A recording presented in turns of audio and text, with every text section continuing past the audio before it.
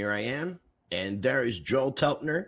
I appreciate everybody for tuning in. Thanks for joining us on this live stream. This is the Hack the Holidays Hackathon that's presented by the Blockchain Center. I want to give a big shout out to Nick Spanos, Anna Ginsberg, as well as everybody else who's involved with making everything happen at the center.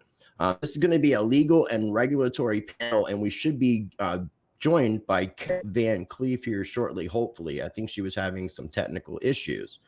Right now, I have Joel Telpner. Now, Joel, I was really unfamiliar with who you are in the crypto space. I'm not really necessarily looking into a lot of the legal side. I am familiar with regulations and things, which I'm not really a fan of, but I'm definitely looking forward to this conversation. And your resume is pretty intense. One, I like your personal Twitter account. Your Twitter account, you say that you're a kick-ass advisor, strategist, problem solver, and you're the blockchain lawyer who gets the blank, blank, blank done the right way. I think that's a really cool statement.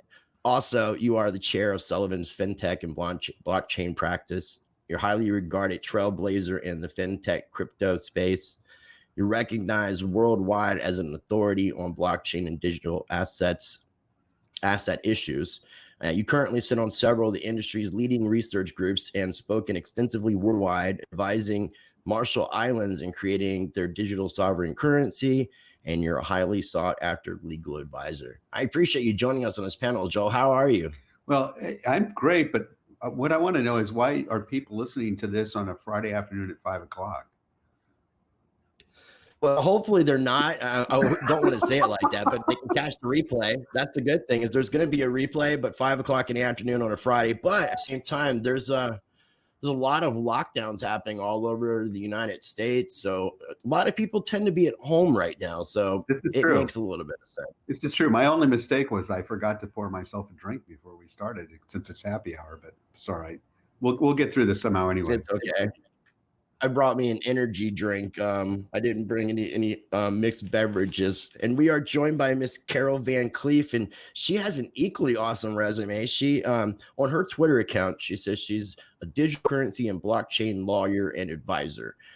Clear rules and immutable data. She is a daughter and mother of preachers who understand Constitution separation. She's the CEO of the Luminous Group. She's the chair blockchain and digital assets practice for Bradley Arant Bolt Cummings LLP. She's internationally recognized authority and pioneer in legal issues involving crypto and blockchain technology and digital assets. She's got a really awesome resume here, and she's been doing a lot of really great things. She's a certified AML specialist. We're going to be talking a little bit about AML because this is a legal and regulatory panel.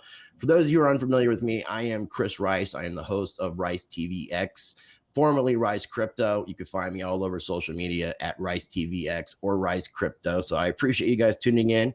I got a little introduction with Joel. Carol, how are you doing today? I'm great, thank you. It's cold and a little snowy in Washington, but otherwise, I'd love to be in Miami right now. Miami sounds like a beautiful place right now. I'm in North Carolina, but it's still a little chilly up here. I think it's a lot warmer in Miami. Where are you at, Joel? I'm in New York. Okay. Enjoying our snowstorm that we just had. Awesome. Awesome. Well, I'm really looking forward to this conversation with you both. There's a lot of things that are going on in the regulatory space that I think people are paying a lot of attention to, especially when you're hearing things from different presidential administrations in regards to laws and regulations on wallets, non-custodial wallets, and things to that effect. So, and we have uncertainty in a lot of the regulation going on. The SEC, the Treasury, and a lot of other people in the government are trying to work together and figure out what they're going to do in the regulatory measures. So I'd kind of like, just first, before we get into everything, and I guess I'll start with Carol, I'd like to kind of just get your general kind of feelings about the space as it is today and what's going on and what we're facing in the regulatory and legal area. Well, I'm coming off of having just done 6 hours of training with clients on exactly this issue. Sort of looking back over 2020, which has been a unique year in so many different ways.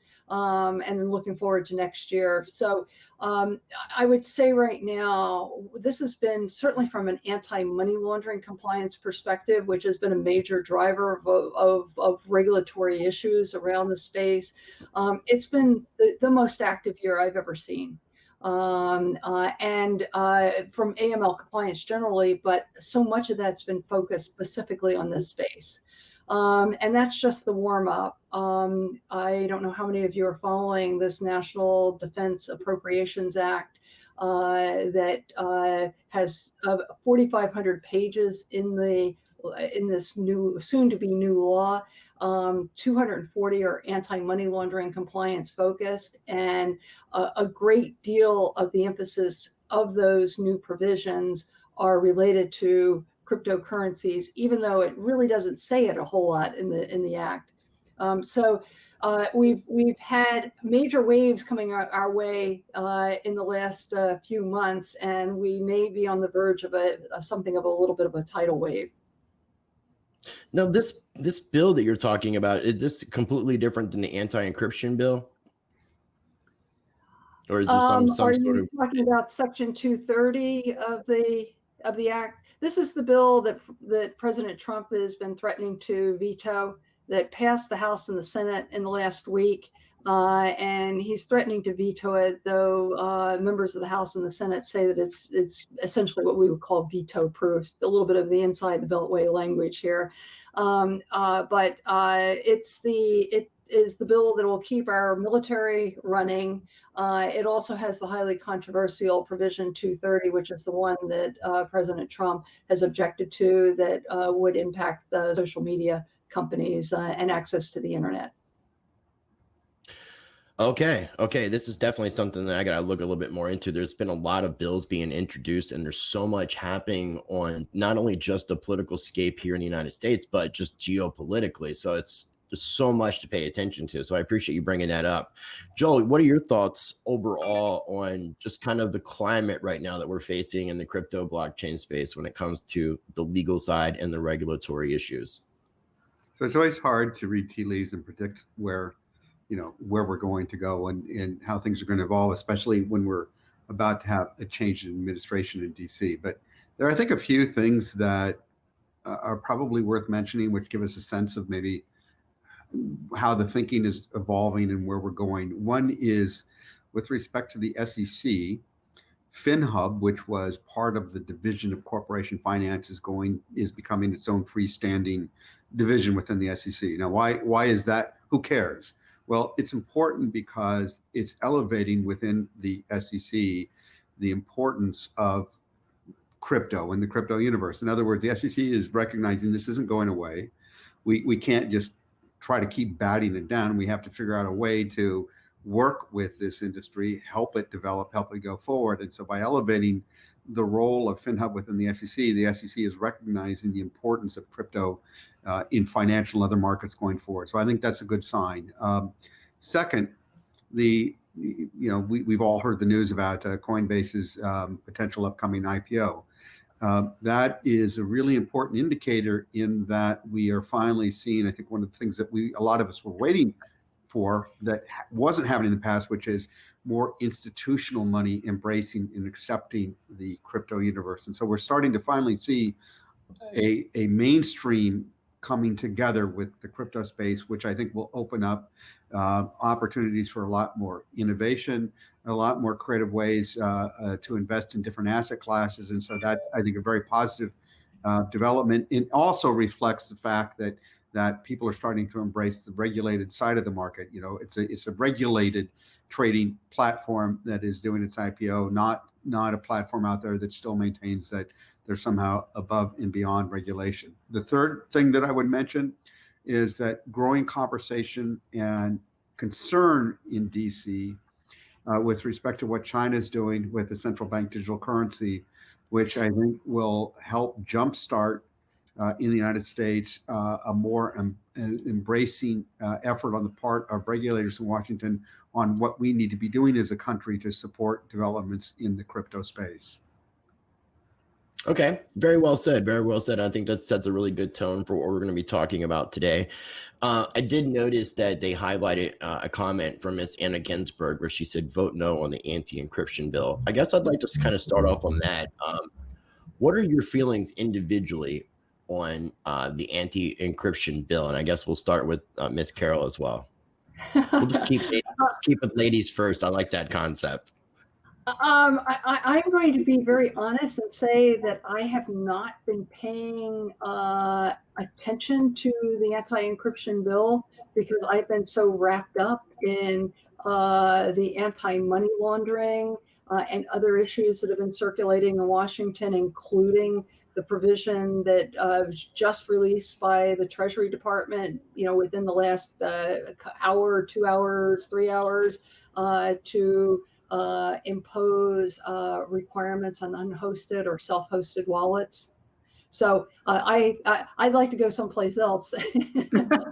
Okay, I get you. And well, and I completely appreciate your transparency. And being that you are a certified anti-money laundering specialist, it makes sense that would be your focus at this time. Joel, do you have anything to add as far as when it comes to the anti-encryption bill?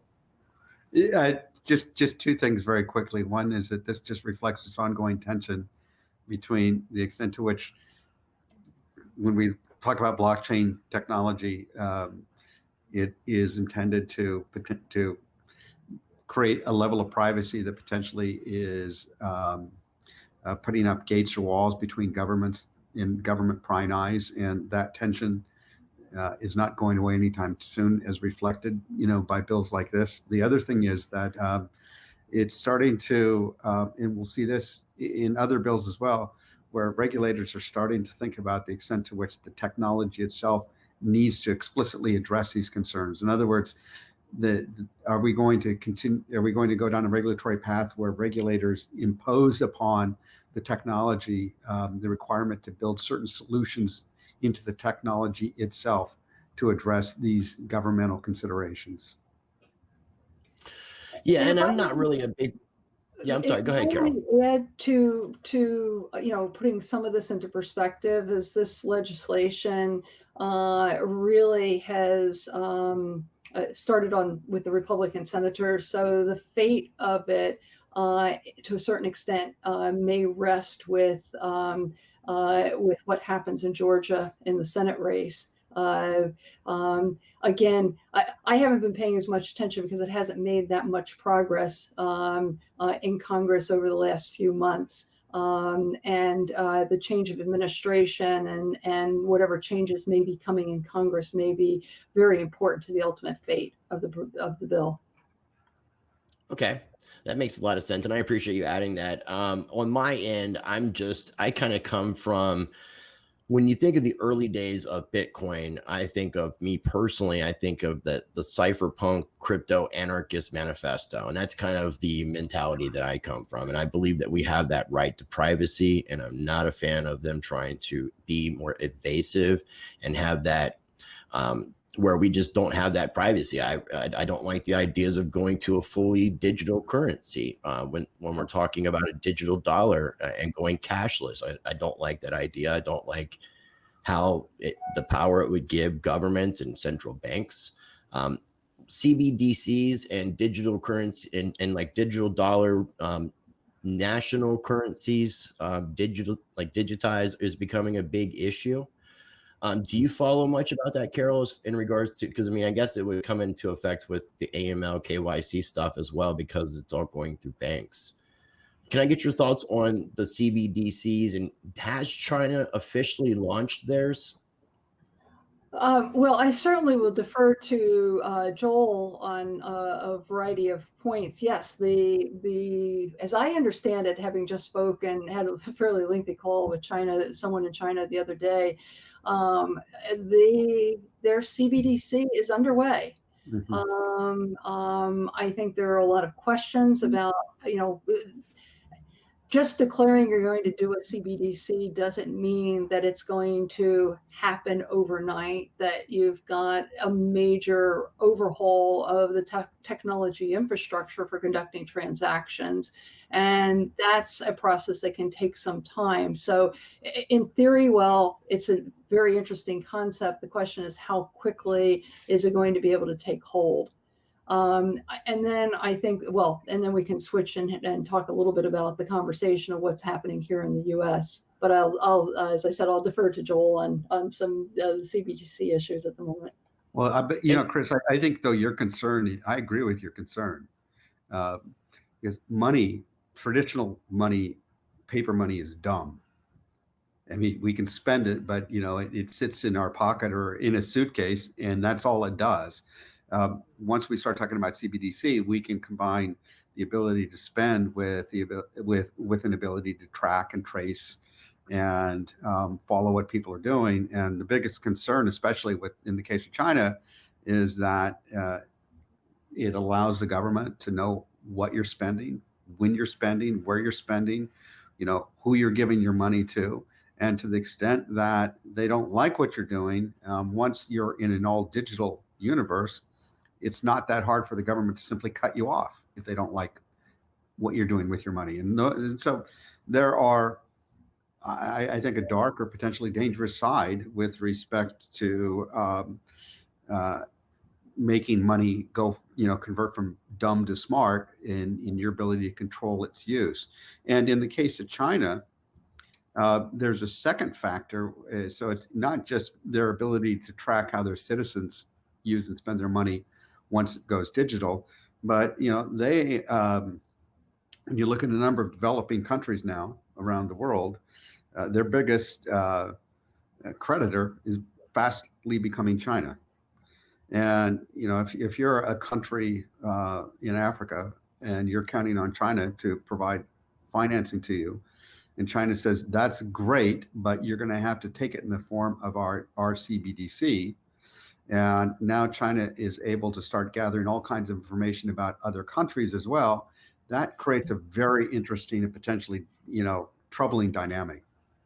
Very much so. I would agree. And I like your way of thinking. And if you're interested, I would love to contact you in the future about an interview on my YouTube channel. Being that you are one of the leading security attorneys in the world, I would like to pick your brain about some things. But sure. For people that are unfamiliar, CBDCs also, I should have said that these are central bank digital currencies. These would be the money that the banks are going to be using in their digital forms for people that are unfamiliar. And also, we did mention KYC and AML. And sometimes I forget, and I think that everybody who's listening to this knows exactly what I'm talking about. Some people may be like, what are they talking about? What is this KYC, AML, alphabet stuff? Carol, would you mind explaining what the KYC, AML is for people that may be unfamiliar? Sure, I'd love to. I'd like to take a step back on CBDCs for just a moment and say that there are different flavors of CBDCs. So one of the first things to do is understand what the structure of the CBDC is and how it's going to be interfacing with the structure, the banking structure in a particular country. So what China is trying to accomplish is different, maybe different from what the US is trying to accomplish, from what, say, another country is going to do, say, like Bermuda. In the case of Bermuda, they adopt a CBDC. It would be also probably a stable coin in the parlance that we've come to know, because it's backed by the Bermuda dollar is already backed by the US dollar. So you then would have now the Bermuda CBDC, that could still very well be backed by the US dollar, or maybe some other or basket of currencies or whatever. But in the case of the US, the discussion is around it becoming, a substitute for the US dollar, or, truly a digital version of it. And so there are a number of different kinds of issues, and we start talking about privacy, and we start talking about other concepts that come into play here. Those structures can be very relevant, as well as sort of the history of the country that we're dealing with, and with respect to the various issues that you flagged for China. But to your question on KYC AML, I will say right now, the thing that drives me crazy is when somebody says, "Oh, I am KYC AML compliant, or I'm doing the KYC AML, and they have not a clue as to what that means. Right. And KYC is know your customer. It is a component of our anti-money laundering regime. We typically have 3 or 4 major parts of that regime, putting aside sort of what we put into an AML compliance program, which I won't go through here now. But our basic AML regime is made up of customer due diligence, knowing your customer, KYC, and suspicious activity monitoring. And the suspicious activity monitoring, which is looking at the transactional activity of the customer, knowing what you expect from the customer, and so on.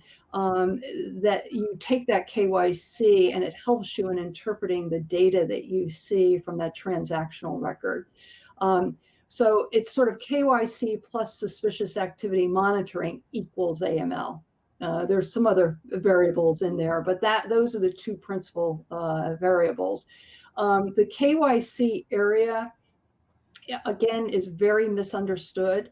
And the question is, how much information do you collect from a customer, especially if you're an operating exchange, and what's your responsibility with respect to keeping that information up to date on an ongoing basis, which goes right to the heart of some of your privacy questions. Because if you think about it, one, if you're a crypto holder, you may want a certain degree of privacy. I won't go so far as to say anonymity, because those are 2 different concepts. And then you're turning around, in order to be able to interact with the exchange, you have to provide a lot of information related to yourself. And Okay.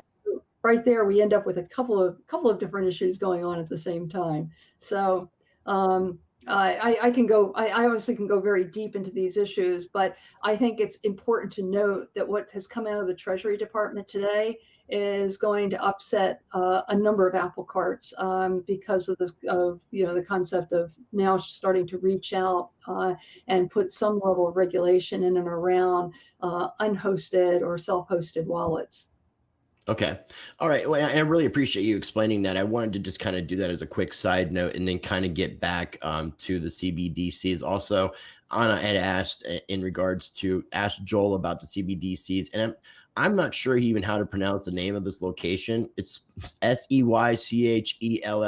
I would say Seychelles. How is that pronounced? The Seychelles, I guess. Seychelles. Okay. Yeah. So what about ask Joel about the CBDCs and Seychelles and Bahamas. And you kind of touched on Bahamas, Carol, which I appreciate. So Joel, can we get your thoughts on this? Yeah. Okay. So it's actually the Marshall Islands. And it's an interesting project. The Marshall Islands, like the Seychelles, is a small little island with a very, very small population, and way out in the middle of the ocean. The Marshall Islands used to be U.S. territory. And it did become an independent country, but even after becoming independent, they continue to use the U.S. dollar as their legal tender.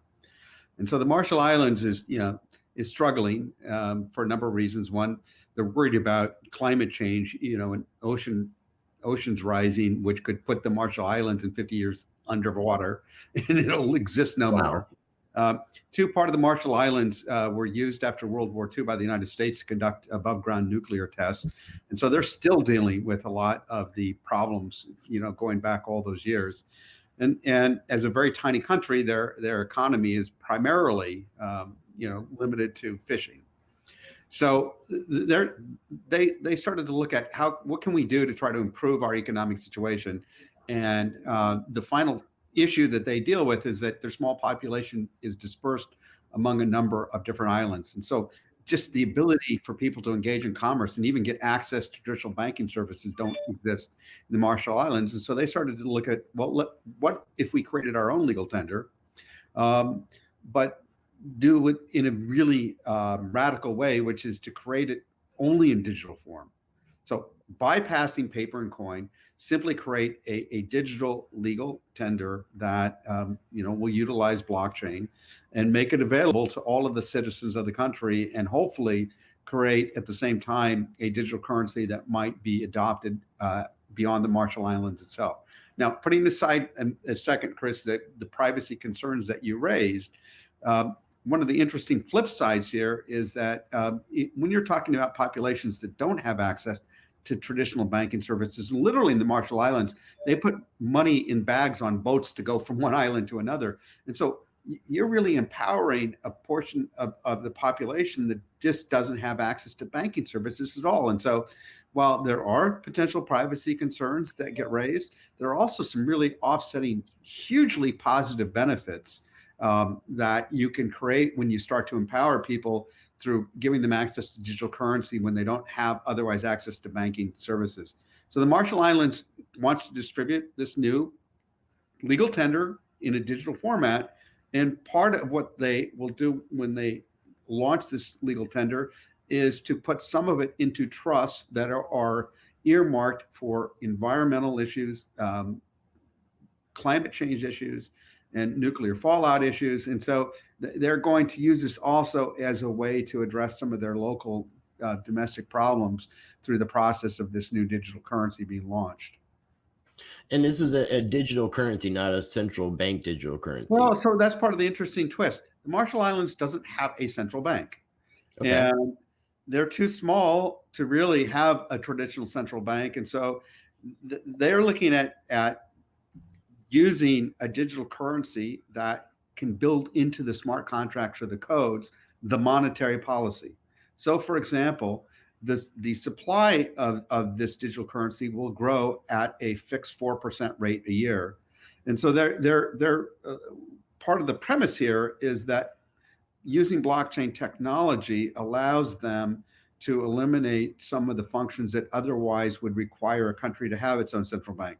Now, the Ministry of Finance will still, that regulates banking activities, will still regulate and oversee the currency. They will have all of the typical customary regulatory oversights one would expect for any country that has its own legal tender, but they won't have a central bank per se managing any type of monetary policy. Okay, and this is something that I was actually very unaware of. So it sounds like what's going on in Marshall Islands is a very unique situation as opposed to other nations that are creating their own currencies. Well, it is in part. I mean, there's certainly other smaller emerging market countries that don't potentially have their own currency. I mean, Marshall Islands is the only one that uses a third-party country's currency as their own.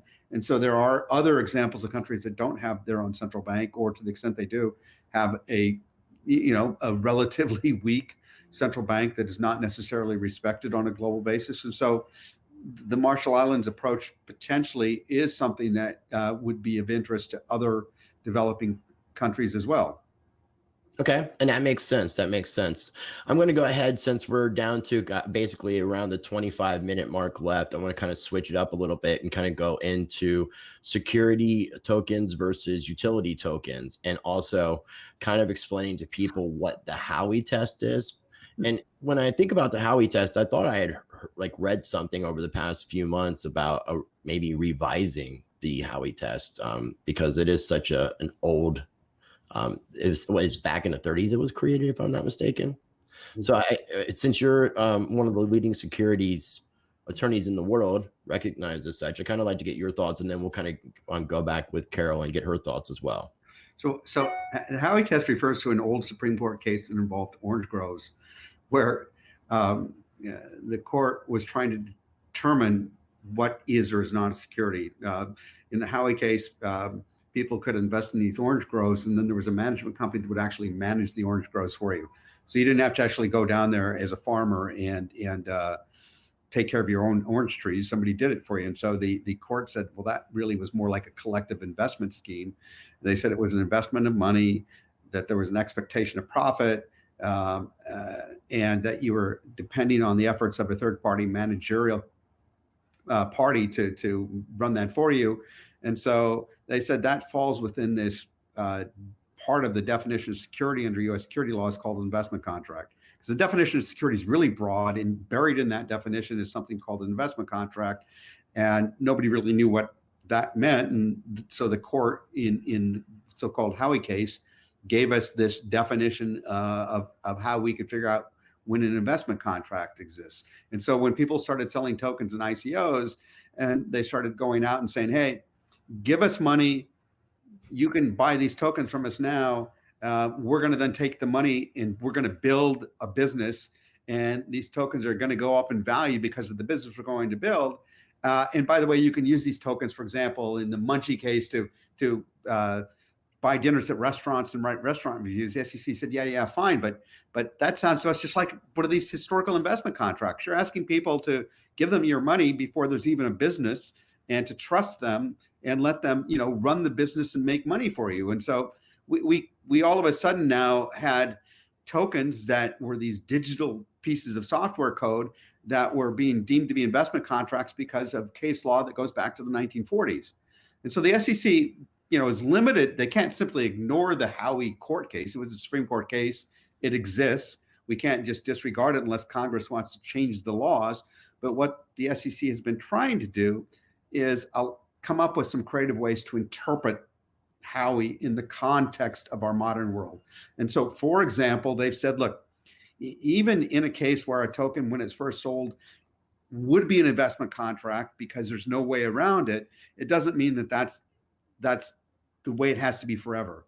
So they recognize this very innovative concept that a token could start out as an investment contract and therefore security, but over time, as the use of the token becomes more dispersed, as third parties start building more and more applications or using the token, as the marketplace itself starts to be able to rely less on the management company for the value of the token or for information regarding the token, we can get to the point where the token no longer is treated as an investment contract and therefore is no longer treated as security. So this concept of a token that could evolve or morph from a security to non-security was one of the most innovative things that the SEC at least put out there. They also provided some guidance, or at least informal, unofficial guidance, where they talked about looking at what they called an active participant, to try to acknowledge that maybe at some point, like in the case of Ethereum, where it's really all the third-party apps that are, that cause the value of Ether to go up and down, not anything the consensus is doing or the foundation is doing.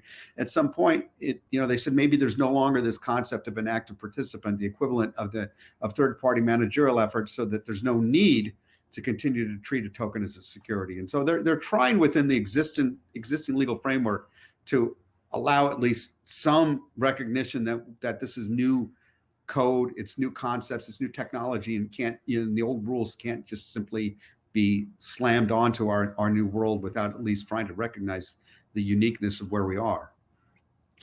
I would agree on that. I definitely would agree. And Carol, if you wouldn't mind adding your thoughts on that. And then Carol, I see your private message, and we can kind of go, because I know we are running out of time. I wish we could do this a lot longer because we've got a lot to talk about. But if I can get your thoughts on the security versus utility token, and then we could talk about the Treasury proposal on the unhosted wallets, because that is something that is definitely going to be alarming to a lot of people in the crypto space.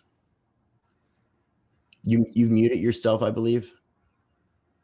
Joel's done a great job of summarizing all the high points on the issues in this space. I think we've seen a lot of missteps.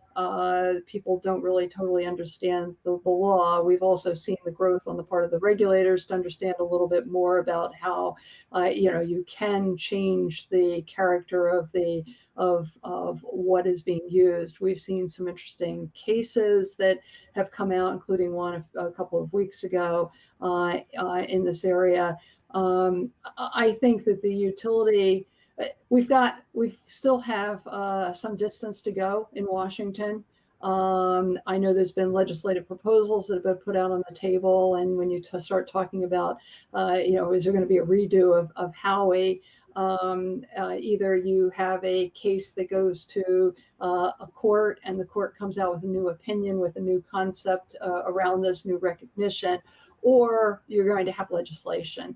The question is, are we there yet to get this kind of legislation passed? And really, to get a proposal like this through, You need to have the regulators on board.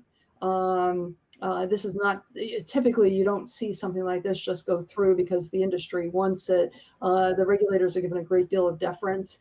And that's where I think it's going to be interesting to see who's put into place on by the new administration and where their views are on these issues, because they're going to be the ones that are going to be driving the acceptance of a new standard in this area. I agree. And what I would like to do is maybe spend like the next 5 minutes kind of covering this a little bit more, and then touch based on the last 10 minutes that we'll have, and then do a wrap up session to go into the Treasury proposal for the unhosted wallets. The next question I would ask, and Joel, if you don't mind starting off with the answer with this, is what are the legal implications between ICOs now and the STOs, the security token offerings? So in ICO, at least if we go back to 2017, 18 heydays, there was a perception, rightly or wrongly, that you could sell these tokens. They weren't securities, and therefore the traditional concepts of security laws didn't apply.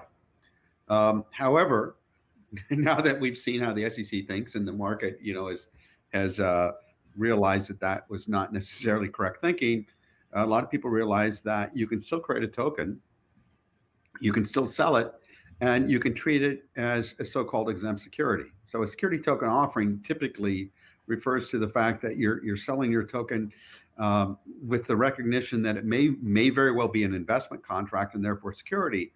So you have to sell it in a way that satisfies certain exemption options that are available to you. And so the most typical one on the US side is to restrict then who can buy that token, at least initially. And so, for example, in the US, that means that your initial purchasers have to be so-called accredited investors, where they have to meet a minimum income test or a minimum asset level test. And it also means that there may be a period of time where that token has to be locked up. It can't be retraded, with certain limited exceptions.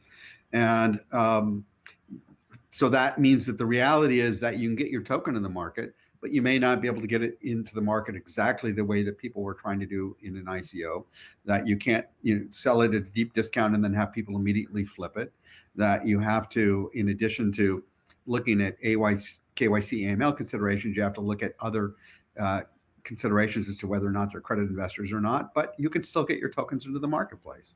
And by the way, you can also at the same time, if you're in the US, distribute those tokens outside of the US without necessarily having to comply with those same levels of criteria.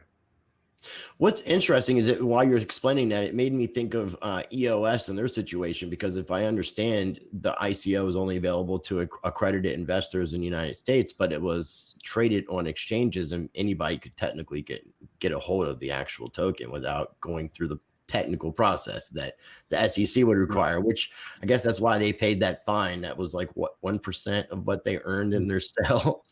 Well, I think that people forget that if you're going to try to comply with the requirements to allow you to issue something as an exempt security, like in an STO, that the obligations doesn't just stop with the initial sale. As an issuer, you've got to at least engage in reasonable efforts to make sure that people aren't immediately trying to resell in a way that violates requirements. And so your obligation not only is how you do the initial sale, but to try to put in place some processes and procedures to make sure that then there isn't illegal or inappropriate secondary trading immediately after that. And that makes sense. That totally makes sense. And I appreciate you explaining that. Carol, do you have anything that you would like to add to that? Probably not at the moment. Thank you. Okay. No problem. No problem. So we got about 10 minutes, roughly about 12 minutes to talk, and then give time for everyone to do a wrap up and let people know where they can find you and your final thoughts about what we're talking about. I guess let's kind of move into what's going on with the Treasury proposal with the unhosted wallets. I'd like to start off with Carol, and then Joel, I'd like to get your thoughts. Well, let me give a little bit of background. I think that people probably have seen an increasing number of articles in the press over the last few days and few weeks as to what might be coming. And there have been some very pointed statements in the last couple of days of some of the efforts around trying to sort of head this proposal off at the pass. Let me start by saying that all we have known or heard for a few weeks is that the hosted or the unhosted, or I guess they're using the term unhosted as opposed to self-hosted wallets, were going to be right in the line of fire for Treasury, and people really weren't quite sure what that was going to mean.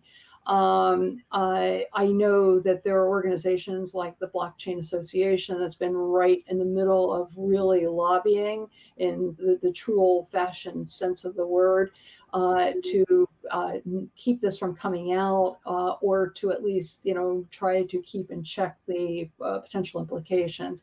Obviously, the dynamics here are very complicated because we're at the tail end of an administration. And it seems like, the things we were hearing the last few days, this rule was going to come out in what we call an interim final reg, which meant it was applicable immediately, with a comment period on the backside. But the bottom line is it applied today. So that was a concern to people because they wouldn't have an opportunity to really have input to make this be something that would be workable. And then again, we also have an issue where something comes out at the tail end of an administration. It actually can be repealed by a new Congress if it's an action within, I don't know, last 90 or 120 days before the new Congress. So there's lots of different dynamics at play here. I have a copy of the proposal. I'm going to say that it is not on 9 by 12 paper. It is 72 pages long. So it's not insignificant. A couple critical points is that it does have some definite implications, and I'll get to those in a minute. It is it's being put out not as an interim final reg, so it doesn't mean it's immediately effective. It's being put out as a notice of proposed rulemaking, which means it's one step away from being a final rule. And typically with this kind of a notice, you get 30 days at a minimum and often 60 days or more to provide comment. The comment period on this closes on January 4th, which is just over 2 weeks away, with 2 of our most major holidays of the year in between, including an extra day off for the government in that time period. So bottom line is not a lot of time to respond. What I think is very interesting is the way this is structured. It's the new legislation that is that new law that's may or may not be signed by the president, but is likely to become law. Actually may make it easier for the Treasury at the end of the day to put this rule through. Okay, so what does it do? What it's going to do is require banks and money service businesses to submit certain record or reports, keep records, and verify the identity of customers who are involved in transactions involving convertible virtual currency and digital assets with legal tender status that are held in unhosted wallets. Basically, so what does all that gobbledygook lawyer type stuff mean? Is that many of us are familiar. If you walk into a bank with $10,000 or you walk out of a bank with $10,000 in cash, that bank is required to file what we call a currency transaction report on you, which collects certain information about you. Well, guess what? If you're going to go into an exchange or a bank with $3,000 worth of crypto, they're going to be required, or leave with $3,000, they're going to be required to collect information about you. So it doesn't matter where you're going to put it, where it's going. They want to be able to capture your name, address, and other important information about you. And actually the list of information that they want is relatively extensive. So this is definitely, it's a game changer. Is it as significant as it could have been? I'd say probably we're sort of halfway between here and totally, totally upsetting. But it is a lot of new information, and going to your privacy issues before, if one wants to do any level of transaction through a bank or a money service, a registered crypto exchange, this is going to be the requirement of pass and go. Okay, and I appreciate you explaining it that way. And as I was looking up some things, it was talking about enhanced know your customer rules, KYC requirements, and I see where you're talking about with withdrawals that are $3,000 and something about larger transactions of $10,000 as well. Joel, I'd like to kind of get your thoughts on this. It's this definitely seems alarming, and I guess before Joel you'll speak is what I will say: the unhosted and hosted wallets. I would just say that the unhosted wallets are your non-custodial wallets, and your hosted wallets are your custodial wallets. So your Coinbases would be your hosted wallets, and an Exodus or a Monarch would be your unhosted wallet. So Joel, I would like to get your thoughts on this. Okay, I'd like to break it into two parts, because part one is a debate that, rightly or wrongly, people in the crypto world have had, which is, should KYC AML requirements apply to crypto activities? And so people, if they want, can still have that debate that, whether or not crypto transactions are somehow different than other types of financial transactions, so that we shouldn't have to apply KYC AML. But just humor me for a second, assuming that everybody finally agrees, yeah, you got to apply KYC AML, then we've got this really interesting and fascinating question. So I'm sympathetic to regulators on this one, which is that in our old-fashioned world, we have regulated financial institutions that we impose this responsibility on. So we say to a bank, you've got to know your customer, you've got to monitor your customers' activities. We say the same thing to a broker dealer. We say it to other regulated financial entities. Now we get into this crypto universe where we can do things like self-hosting wallets, and all of a sudden those regulated intermediaries are gone. And so if as a policy matter, we think that it's not inappropriate to have some type of KYC AML process, now we've got to figure out, okay, who do we impose those obligations upon? Is there a gatekeeper? Is there somebody that appropriately should be doing some of that monitoring? And if there truly is nobody, do regulators, can they impose it on us as individuals and say, you have to do it yourself? You're self-hosting a wallet, you have a self-obligation report. I'm not saying it's right or wrong. I'm just saying that as an industry, we owe it to ourselves to think about these issues and understand why, even as we balance privacy considerations, it might be appropriate to come up with some unique and new ways to think about appropriate levels of KYC and AML.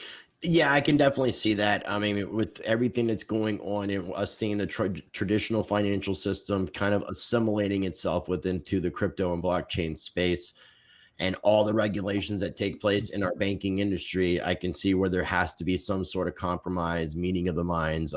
Although, again, I'm not really a huge fan of it, but I get it. And that's why you'll see some of these exchanges not even operate in the United States, just so they don't even have to worry about that blowback at all. I mean, the idea of uncertainty with regulation is obviously a scary idea. And Sure. it is great that Ethereum decided, or that the SEC decided to not classify Ethereum as a security by giving it that time to sort of decentralize itself, so that it wasn't taking on that particular role and kind of giving that grace period. So it is kind of a good thing that we're seeing in legislation and in governments where they're trying to work with this technology, because I am seeing a lot of positive things coming from politicians and such, where they're talking about, we don't want to hinder the progress of this technology. They just want, obviously, to know where this money is going. And between things like chain analysis and then with these enhanced KYC requirements, I mean, you're looking at them being able to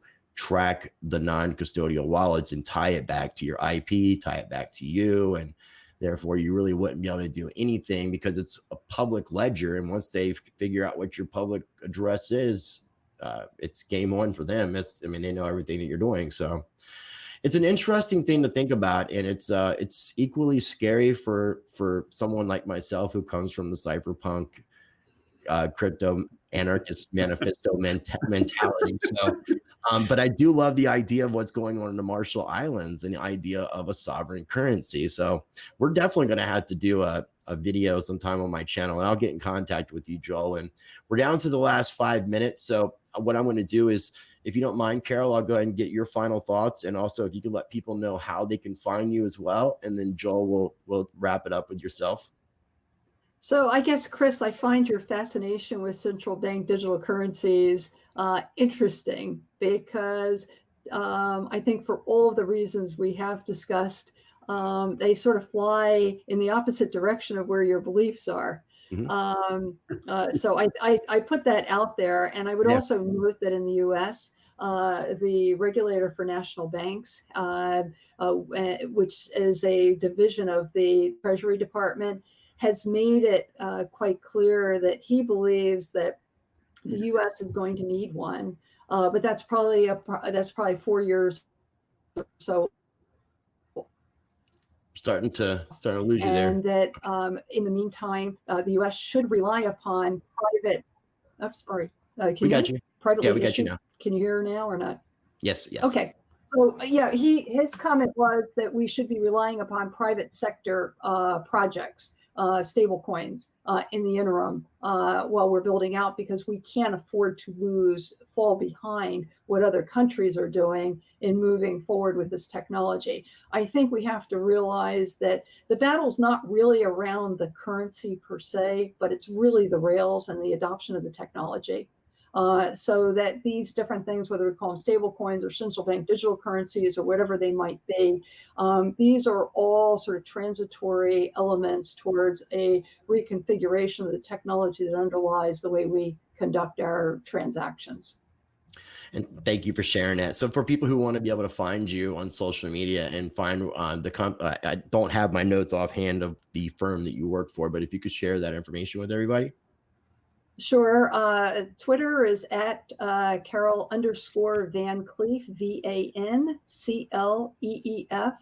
And I can be found at cvancleef@bradley.com or carol.vancleef@luminousgroup.io.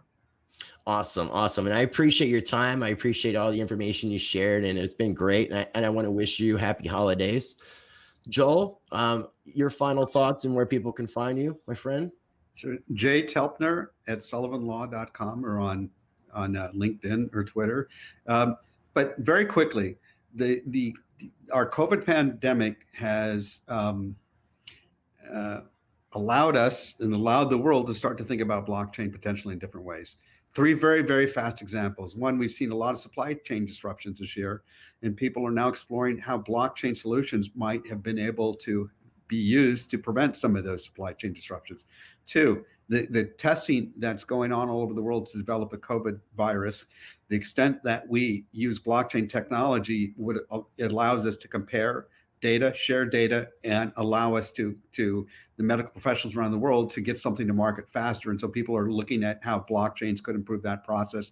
3, as we're all working and living remotely, we've started to see the challenges to our existing payment systems. And that's where blockchain is starting to demonstrate how we can create a way to continue to transact, get access to money without having to walk into a bank or walk into a store. And so the only silver lining of the COVID pandemic is that it's demonstrating how blockchain solutions might really be able to help with a lot of these problems going forward.